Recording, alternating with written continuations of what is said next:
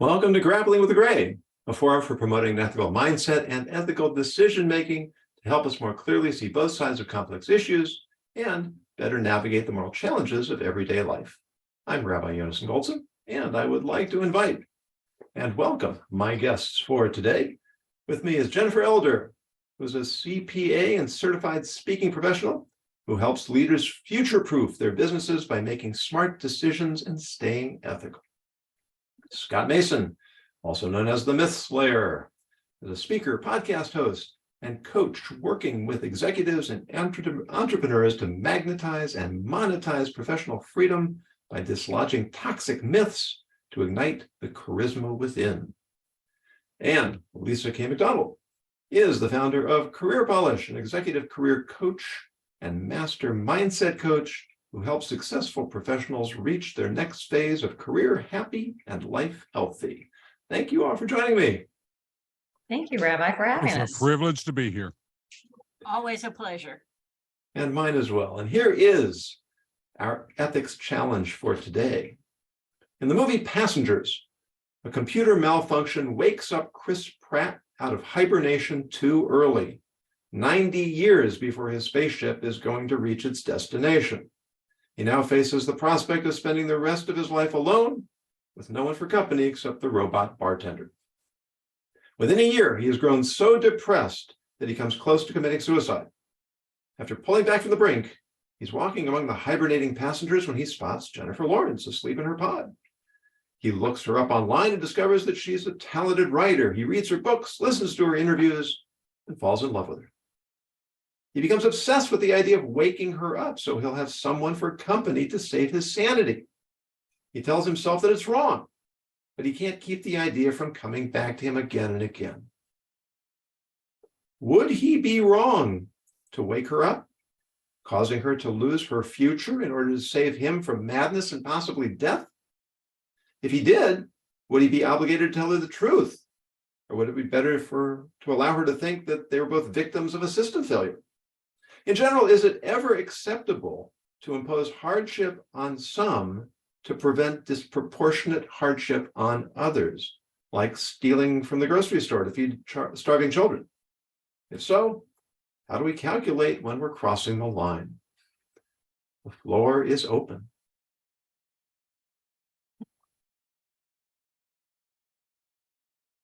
No one's jumping. Okay, well, I'll jump in. I'll jump in. So there's a couple of questions that was introduced. So as far as the movie scenario, is it wrong for him to wake her up? Absolutely. 100% in my opinion, because it's a selfish motivation. It's to keep his sanity. It's for his benefit and her detriment. That is a completely different scenario than, is it okay to steal from a grocery store, harming the owner of profit or what have you to feed starving children? That's a little bit more of I think more of an ethical dilemma in terms of stealing is wrong, however, it's a greater good. So I think those are completely different situations. And for me, it's an intrinsic value.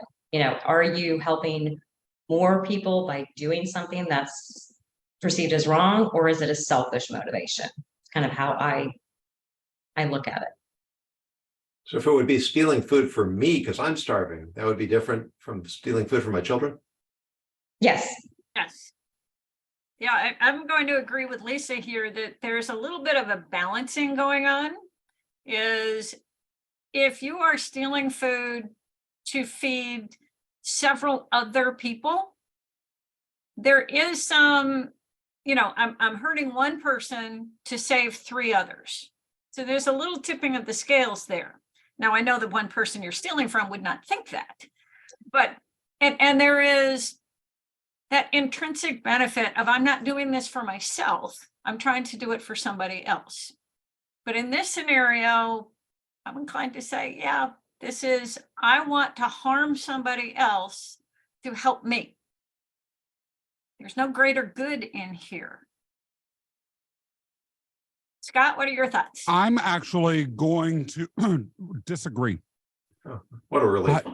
And I'm going to say that, like all of the great ethical scenarios that you have raised on this show, Rabbi, This one actually implicates, in my eyes, something so profound. I don't know if we can truly face it. And that is to the extent to which any of us have the right to call control over our consciousness. Because you think about it, what he's doing is he's allowing her or giving her the gift or the punishment of consciousness.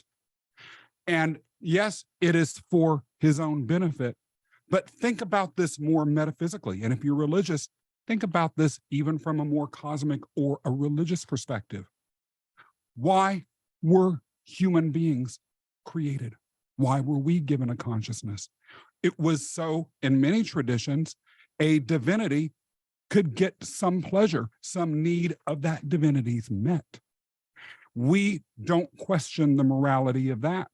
Now, one could say he isn't God in this movie, but perhaps the ethical question isn't that different. None of us have control over when we're given consciousness. None of us do. And so from her perspective, she has no more or less control than anyone in the entire history of humanity. Are we really going to say that giving someone the gift of consciousness, just because it's a timing that they might like, is a de facto immoral act? I don't know if we'd want to push it that far. That's a really fascinating approach, and I'm going to resist the urge to take this in a theological direction. But you know, I don't see the comparison completely, because she contracted to have her consciousness suspended for a particular period of time. And now he is inserting himself to violate the terms of the contract that she made with someone else. So I'm not sure I see that. It is a fascinating comparison, one I never would have thought of. And I can have another episode on that, on that subject. Now, there's also another way to think about this, a possibility that, okay, there was a computer malfunction that brought him back from stasis. What's to say that there won't be another computer malfunction? And does he need somebody else there to keep an eye on things? That would be a different motivation. But his initial motivation was to keep my sanity, and I have somebody to keep me company as I die on this ship before we reach our final destination. If it was, there's been a malfunction, which I believe it happens later in the movie, that there is more malfunctions and the entire 5,000 are in jeopardy. That's now becomes a different situation. So and I agree with you, Jennifer, if it was a matter of, there's problems going on with the ship, I can't do this alone. Okay, I could see, I need to wake up people who can help me, and maybe wake up, I don't know, the engineer and the mechanics instead of the writer in that situation. But again, I want to go back to the motive, which I think is really the root of everything. What is the motive in the actions? And that's where I think that, for me, that's where the crux lies. Well, note if we look at the matter of degree here, I mean, he was, the way it's portrayed in the movie, he was really on the brink of suicide. And so this is an act to perhaps save his own life.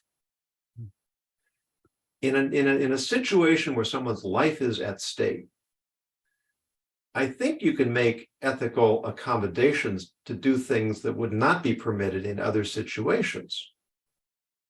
Does that figure in here? I would say yes. In fact, that's exactly what I was thinking about before you made this very, very interesting point. If you're on such a trip, you're presumably on that trip for a larger purpose. And if you end up dying, for all we know, that purpose could cause a critical failure. Or if you end up not being able to fulfill whatever function that you might be able to fulfill if you were able to stay alive. Who are we as outsiders to sit and say that someone else should end up committing suicide rather than working to save their own lives. I think that that has a little bit of moral hubris on our end, at least insofar as we are making black and white judgments based on a motive that we somehow view morally impure without understanding and fully embracing what drives someone to an extreme act like suicide. And I think certainly in the context of the movie, is that he wrestles with this decision. It goes on for some time that he is fighting with himself. He knows it's wrong. He actually makes up his mind not to do it. And in the end, he just finds the loneliness so unbearable and so crushingly depressing that he just abandons his efforts to hold himself back. It's portrayed in a way that's very sympathetic, but at the same time, she's probably not going to see it that way. But we don't know. We don't know. We don't know anything about her moral state. We're making assumptions about that even. What if she were to wake up and say, oh, I get it. I'm not happy about this. This wasn't perfect, but I can live with this. Would we view his actions differently? I think that's always a question when it comes to ethics, is do we view things differently based on outcome? There can be intent, and then there's outcome. And sometimes we can have the best of intent and have a bad outcome, or we could have the worst of intent and have a good outcome. And that's always the tricky part, is you don't know what the result will be until after the fact. And then we start to sit in judgment, knowing what happened, past tense, but not being in the situation and under the pressures. And I don't think any of us can understand the pressure that he might have been under. I just read an article the other day about the quietest room in the world. No sound. No one has ever been able to stay in it for longer than an hour. It's crushing, apparently. After reading that, I have no desire to try it. Yeah.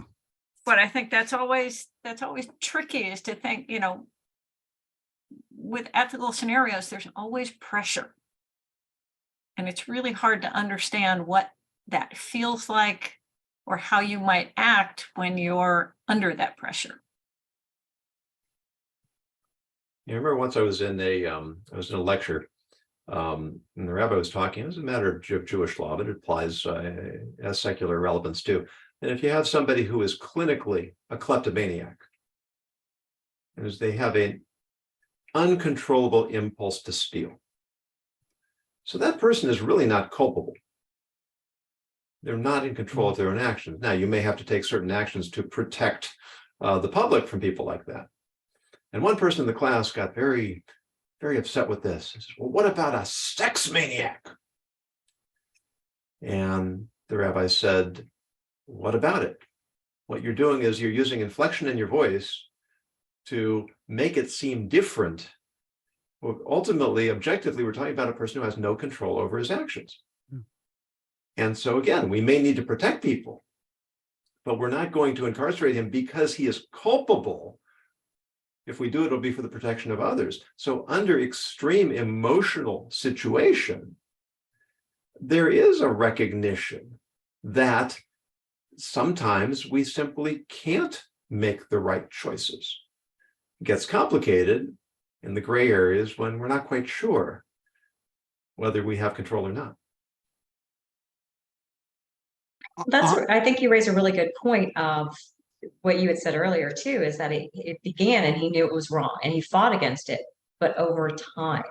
So this was, again, with his mental state and the deterioration. But then the second question you asked was, should he tell her?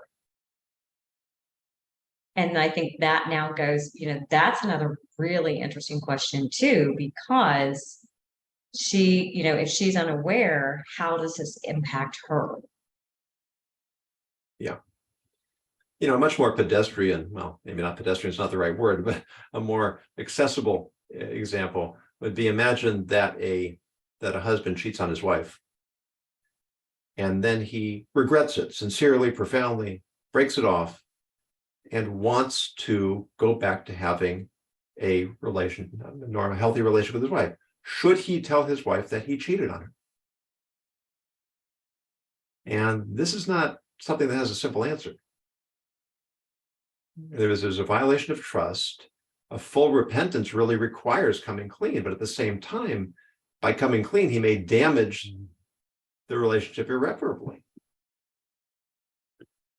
And, so, yeah, go ahead, Scott. and I would say perhaps even lead to her having a fatal mental health crisis.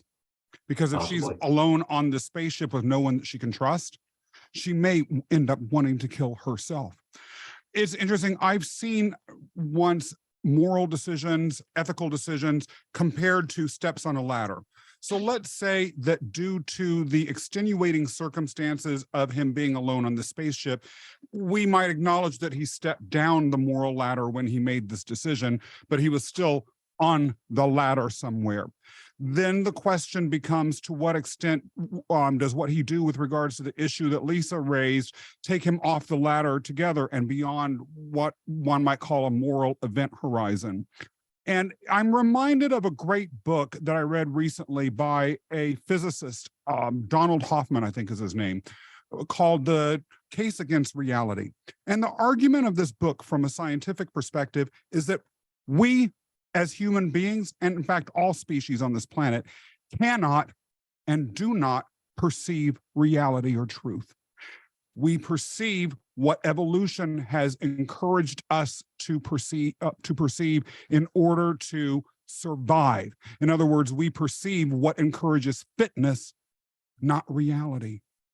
And the argument that is behind that is that sometimes truth is so dangerous that it could lead not only an individual, but an entire species to extinction.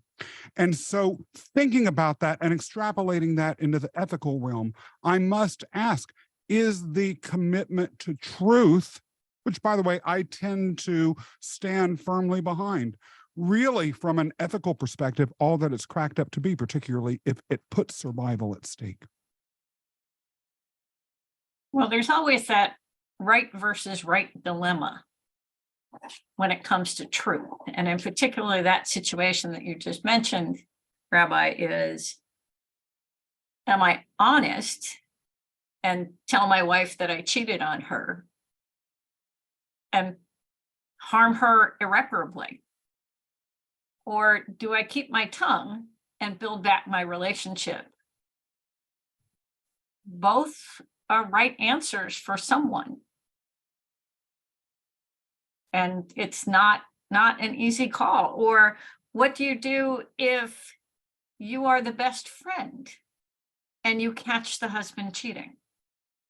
Do you tell the wife? Do you approach the husband? Do you keep your tongue because it's not your place? So there are different perspectives on what's the definition of right.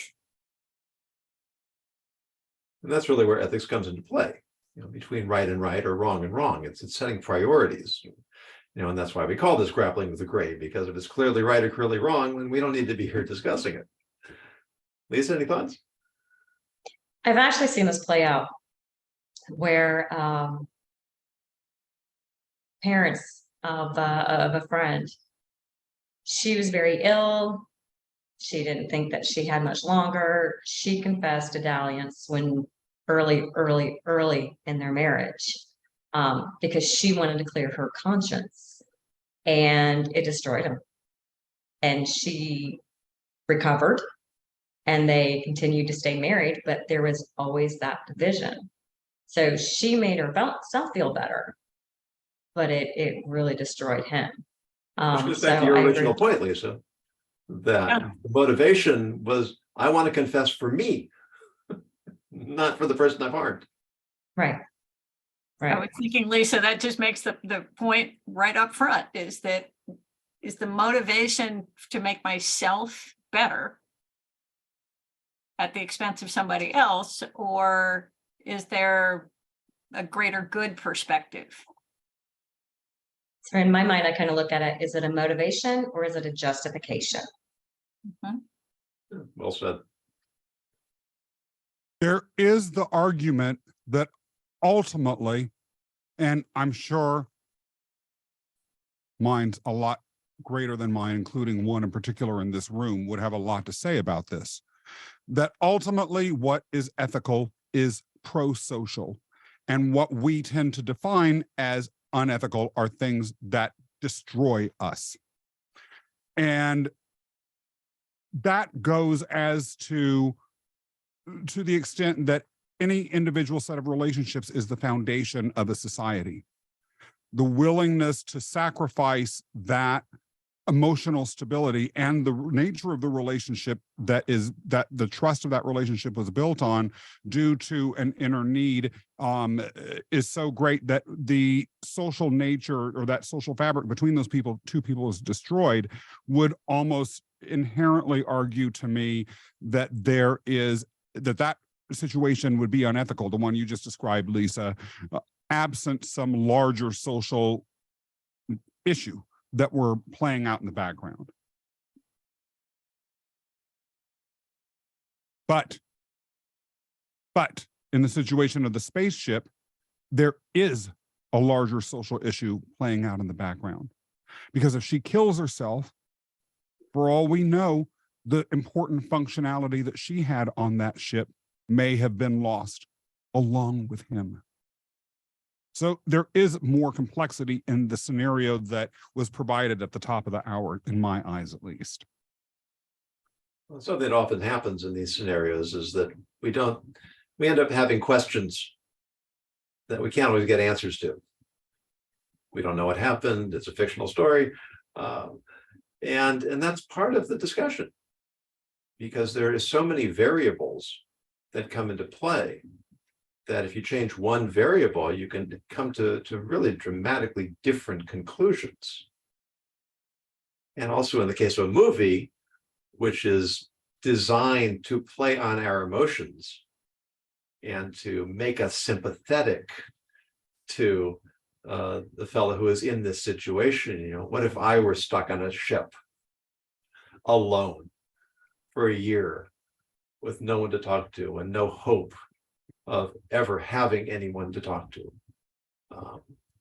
That puts a person in a certain frame of mind. So then would we say that we can understand and perhaps excuse him for doing the wrong thing? Or will we say that under extenuating circumstances, maybe it's not the wrong thing? Again, I think that might come down to outcome. Let's think about, all of us are unethical, probably monthly. The minute you get behind the wheel of your car, how many of us can say that we have not ever been speeding? We know it's not the right thing to do, and we slow down as soon as we see a certain car with certain colored lights on it, slam on those brakes, and it reminds us for a little while to do the right thing. But then we slowly speed up again because we need to get where we're going. I'm on a deadline. I left late. And in a lot of cases, you would say that's not horrible. But what if they get in a car accident? What if a squirrel goes running across the road and they swerve? Now, we're probably going to have a different viewpoint.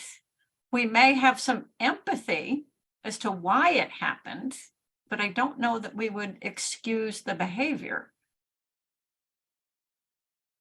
And that's a tough call. At what point in time do you say I have empathy and I understand? And at what point in time do we cross over and say I have empathy, I understand, and I forgive?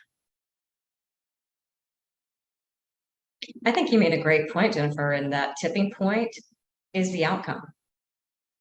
I think that plays a major factor in that our final decision. Is that more of an emotional perspective, or is that an actual ethical perspective? And if something is intrinsically wrong, should it matter what the outcome is? Or, I mean, if a person is driving drunk and makes it home safely, does that make it okay? Didn't hurt anybody, didn't cause any damage. But I created a situation that endangers others. And the fact that I got away with it, I don't see how that validates the legitimacy of the choice to do it. Well, Sadly, no, it will legitimize your belief that what you did was okay. Which may make it worse, right? So Yeah. I'll do it again. Because of that, yes, there are brain chemicals involved that when you have that feeling of, "Phew, I got away with it," that's addicting. And so that's where people start getting into more and more bad behavior because they did get away with it. In fact, a number of years ago, I think it was the coach of the St. Louis Cardinals was arrested for drunk driving. And it turned out, why was he pulled over? Because he was driving so slowly, because he knew he was drunk and he was overcompensating. wow. So now you've got this sort of peculiar situation where he was trying to compensate for doing the wrong thing, and that's what got him caught for doing the wrong thing. Again, you can empathize, but I don't think you can really justify. Well, and if we were to justify based on outcome, it could, even in the scenario that you originally posed, lead to all sorts of consequences that talk about grappling with the gray. We'd be grappling with the entire rainbow.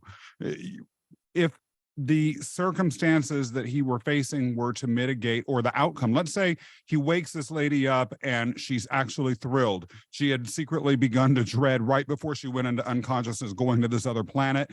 Now she's with someone that she falls in love with, and they're starting to live happily ever after, and she's so glad that he did this. Well, sort of going to what Jennifer just said, then would that potentially be a justification or an empathy or a reason to excuse them, then in turn waking up more people, and then those people waking up more people, and where does it stop?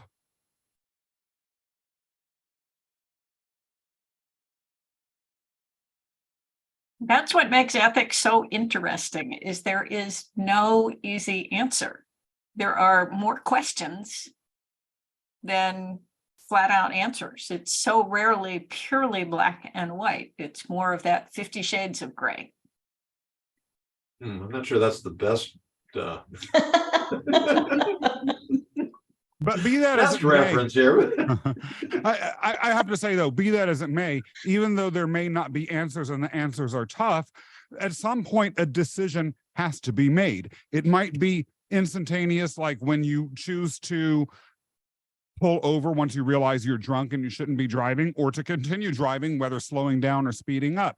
And at some point, he had to make a decision, because I would argue that not making a decision, just simply, again, potentially killing himself or living in misery and acting out in whatever way he might to because of his illness, could have led to a whole other host of dangers.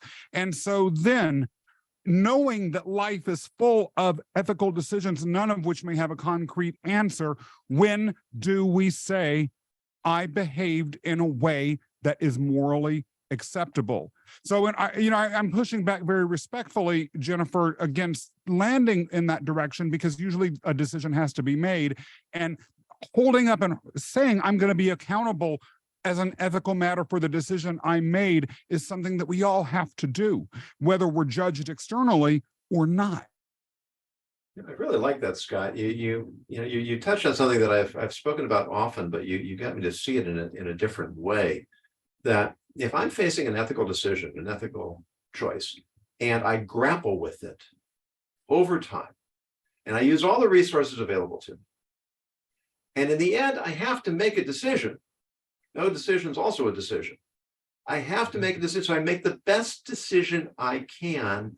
And for whatever reason, by whatever metric, it turns out to be wrong. Have I acted unethically? If I did the best. One of the questions I might ask is, do we give the character credit for having thought this through? That he did grapple with it. You said that he wasn't sure whether this was the right thing to do or not. And he did consider it versus, is it different if somebody just says, I'm going to be selfish, I'm going to wake her up? Is that a different decision then? I think in the same way that intent, we said, makes a difference, as Lisa said right at the beginning. If it's purely a selfish decision, then we have an easier time condemning that. If it's a more complex decision that one struggles with, then we have an easier time at least empathizing, if not excusing what he did. Yeah, because what you're pointing to is whether things like ethical rules really should exist at all. Ethical rules can be keeping you from grappling with the gray, and therefore may not be, they may be enabling you in the right set of circumstances or the wrong set of circumstances to make decisions without that grappling, decisions that may have consequences or even may have been made or decided upon because of intent that was poorly thought out or not having anything to do with anything related to ethics, like politics say. Well, that's the difference between ethics and compliance. Yeah. That's why I say that compliance is often the enemy of ethics, because once we legislate ethics, we've now abdicated the responsibility to grapple with our decisions. And when that happens, we're in trouble. To that point, Rabbi, if you create a list of thou shalt nots, which is often what you see in corporate America, is they will have ethical policies and say, you can't do this, you can't do this, you can't do that. And then they encourage employees to look at their ethics statements. And then somebody looks and goes, well, I can't do that, I can't do that, I can't do that. But what I want to do is not listed. Therefore, it must be okay. Yeah, as a matter of fact, and maybe we'll end with this. And again, without getting into too much theology, the sages teach that the second temple in Jerusalem was destroyed. The spiritual basis for why it was destroyed by the Romans was that the people were not following the spirit of the law. They were not violating the letter of the law, but they were corrupting, they were distorting the law to find loopholes to do what they wanted to do, which in some ways is worse than breaking the laws outright, because it corrupts society, it corrupts our thinking. And I thank you all for this conversation, because that's really why we're here, not necessarily to come to a clear answer, but to engage in the discussion of the different angles so that we can make ourselves more ethically sensitive. And when we find ourselves in difficult situations, have more tools to draw on to more consistently do the right thing. So thank you very much, Jennifer Elder, Lisa McDonald, Scott Mason. You did not disappoint in the quality and the engagement of the conversation. And I thank you.